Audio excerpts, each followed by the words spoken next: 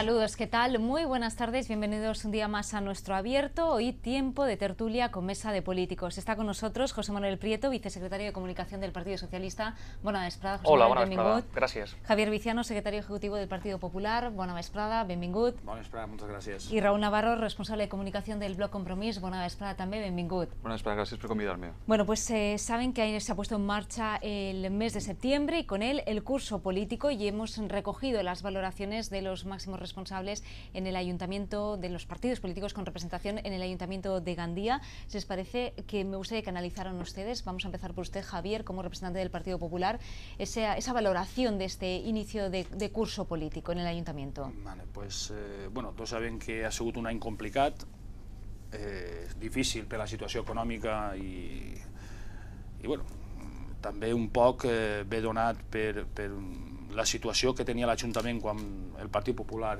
va guanyar les eleccions. Però bueno, una vegada passat aquest any, diguem que és l'any d'assentament, l'any on revises un poc de conforme està l'Ajuntament i intentar complir el programa electoral, crec que ja és el moment, i així ho farem saber, i així es notarà que a partir d'ara anem a continuar, sobretot potenciar turisme i comerç, que continuem pensant que són els dos grans motors d'esta ciutat. Anem a començar ja a dotar d'infraestructures a aquesta ciutat, dotar d'infraestructures com pugui ser, es començar també el retén, és a dir, el pla de confiança, si no passa res a partir del mes d'octubre, es posarà en marxa, el qual va dotar d'infraestructures necessàries en aquesta ciutat que fins ara no s'havien fet. I una cosa molt important, i que ja no és un tema sols d'aquest Ajuntament i és un tema ja pràcticament de tot l'Estat, és el control del gasto i el dèficit, que és molt important quadrar els comptes públics per a poder després poder invertir i poder que aquesta ciutat vagi creixent. I pràcticament aquesta és la filosofia en què anem a començar en este curs polític, és a dir, continuar avançant per a que la ciutat es posi al nivell que fa anys estava. El Partido Socialista, por su parte, José Manuel, aunque en plan positivo, sí que recuerdan eso de que hay más impuestos, hay más recortes y que hay que seguir adelante a pesar de esto.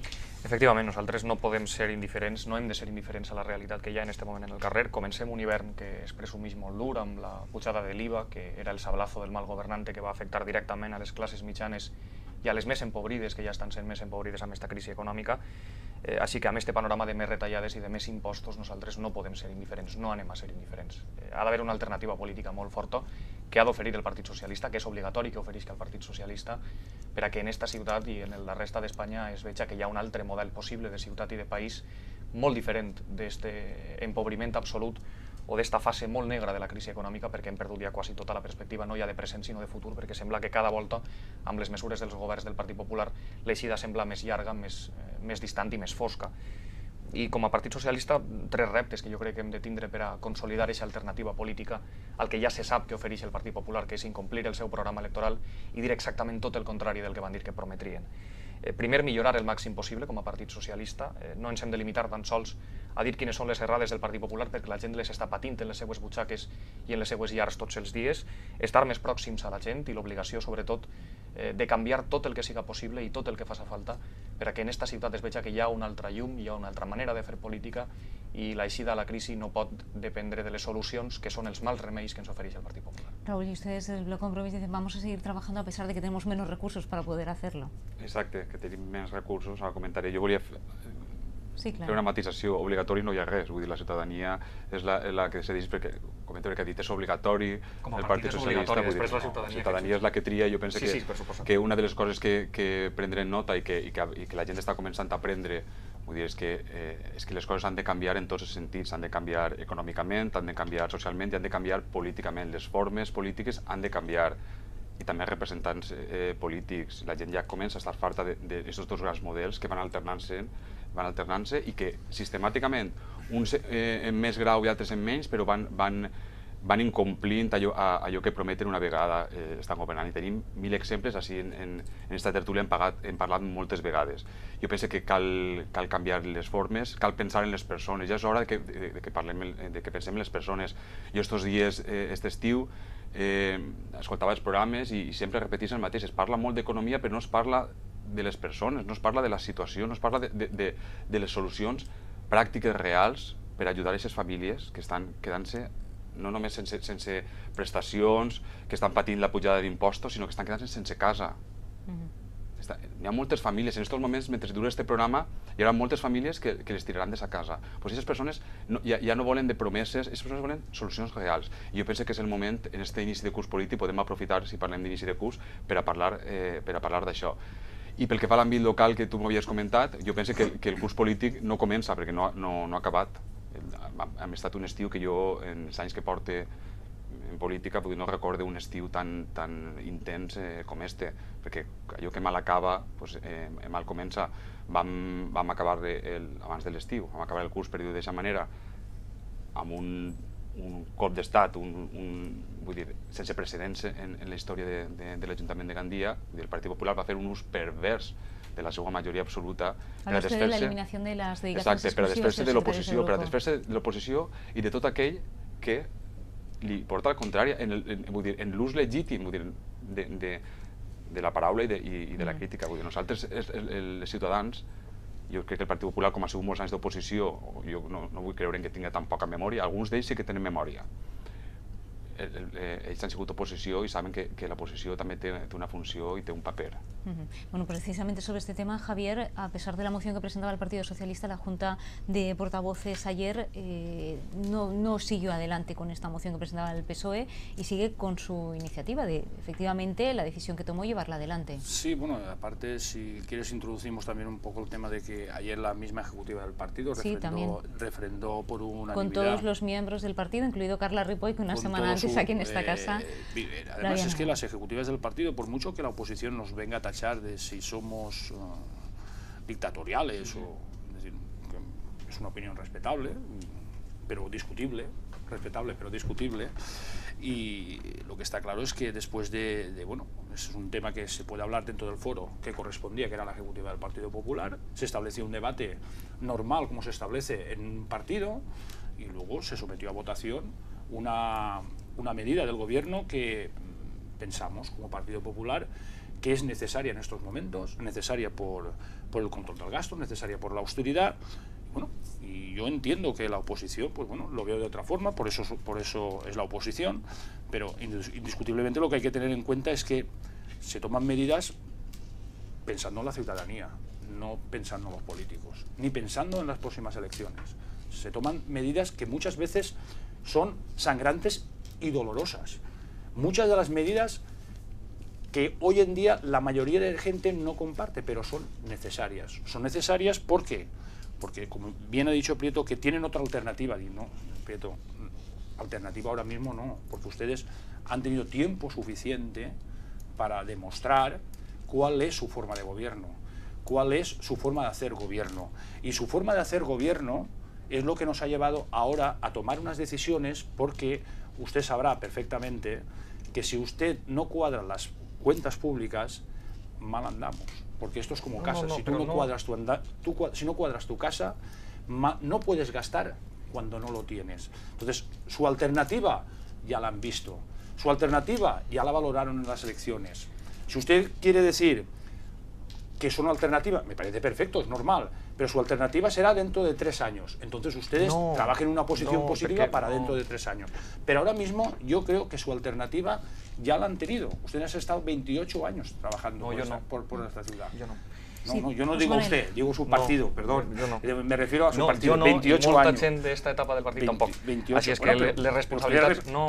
Pero en este momento usted representa un partido y está defendiendo unas ideas, no está defendiendo su tema personal. No se engaña, está defendiendo unas ideas de partido. Y las ideas de partido durante 28 años han demostrado dónde han llevado esta ciudad. Li ho he dit molts debats, la responsabilitat dels últims 4 anys es va dirimir en unes eleccions i ara ha començat la seva. No confonga, perquè no és el mateix les mesures que s'han de prendre, de les que hem parlat moltes vegades en aquest programa i de les que podem tindre un debat, si vol, sobre quin és el tipus de mesures que estan prenent i si van a ser o no efectives, que nosaltres pensem que no, perquè mentre estan retallant en benestar social, mentre retallen en drets bàsics, tenim política de cartropedra o tenim partides de lliure disposició per a publicitat i comunicació.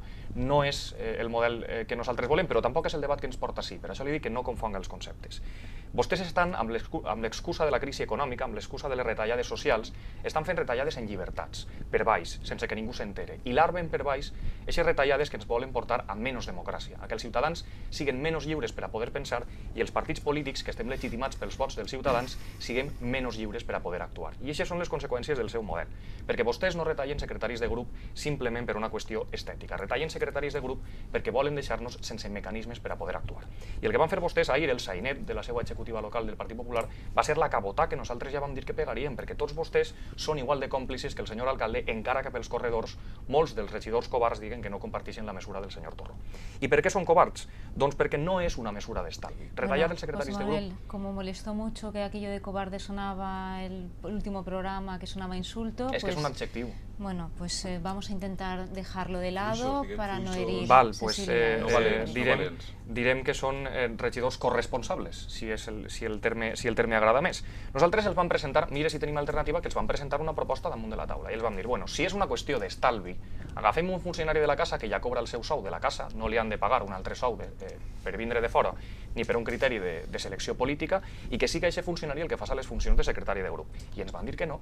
És això o no és això una mesura d'alternativa? És això o no és això una mesura que, per a evitar despesa de personal de l'Ajuntament, no ens negue la capacitat d'oposició per a dir-li a l'alcalde que no està fent bé les coses? Mire si tenim o no tenim alternativa. Estaba sintiendo usted con la cabeza las palabras de Prieto, Raúl. No, efectivament, vull dir, és que hi ha alternatives de sentar-se a parlar i debatre i parlar un temps i no enterar-te, vull dir, no enterar-te en una roda de premsa uns dies abans de que començara el mes d'agost, crec que un dia abans, no enterar-te en una roda de premsa de que l'alcalde havia decidit rescindir el contracte del secretari de grup i de llevar l'exclusiva a regidors de l'oposició. Vull dir, és sentar-te a parlar, perquè s'ompli molt la boca de buscar el consens, de que l'oposició critica, que l'oposició sempre està en contra de tot. L'oposició, quan se la busca, se la troba. I tenim molts exemples, així ho hem parlat, de quan s'ha buscat per a parlar, hem parlat. Nosaltres podem entendre que s'han de fer retallades, clar que sí.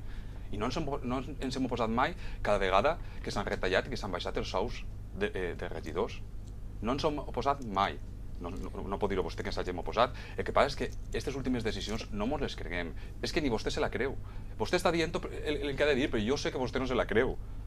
Entonces, perquè no se la creu en altres coses, perquè nosaltres sabem que aquesta decisió és fruit d'amenaces, és fruit de la nostra tasca crítica d'oposició, que hem rebut amenaces des que nosaltres hem començat a denunciar algunes coses i s'ha complit les amenaces. I vostè ho sap perfectament, el que passa és que no t'atreveix a dir-ho. I pel que fa al tema de Carla Ripoll, jo m'agradaria també saber les matisacions ella després d'aquesta reunió, que jo no enclave les qüestions internes dels partits polítics. El que passa és que també és trist que en democràcia, que se suposa que estem en democràcia, que el fet que una persona, que un polític, que cap i a la fi és una persona, diga el que pensa, que se consideri com un acte de valentia política, un acte de rebel·lió, el que vulguem dir. La persona ha de ser conseqüent en el que fa i en el que diu. Aquesta persona podria dir el que pensava, que hagi sentat mal. Però és que Carla Ripoll ha sigut molt conseqüent, perquè ella estava a l'oposició igual que nosaltres i sabia lo necessari que són els recursos en l'oposició. En aquests moments la ciutadania ha de saber-ho. L'oposició no és que peguen pataleta per sous, per deixar de sous. L'oposició en aquests moments està desmantellada. El pròxim serà llevar-nos dels despatxos i temps al temps. Javier. Jo molt ràpidament li recordo al senyor Prieto que el pressupost a nivell social és el més alt de totes les legislatures. Doncs no sé on està, perquè jo no el veig. Perquè s'han signat molts convenis que abans no estaven signats. El dir que això és una política de sainet, me dona a mi la sensació de que van acabant-se ja els adjectius de l'oposició. Però dic sainet perquè vostè representa una cosa que no és creu ni vostè mateixa. Però no, el mateix va dir que és la mateixa d'això que dir. No estem parlant de lo que jo crec o no crec. Jo estic defendent així una idea i una unitat de partit que tenim. Coses que vostès doncs volen introduir dins de la societat que el Partit Popular pensa en una cosa i fan una altra. Mira, ja ho he dit antes, és dir, la situació és difícil i complicada, i això no m'ho poden negar.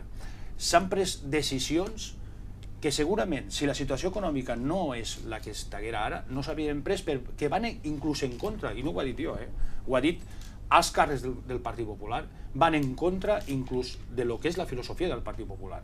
Una d'elles és la pujada d'impostos. Però vostè sabia més saber quina era la situació, Javier? Perfecte.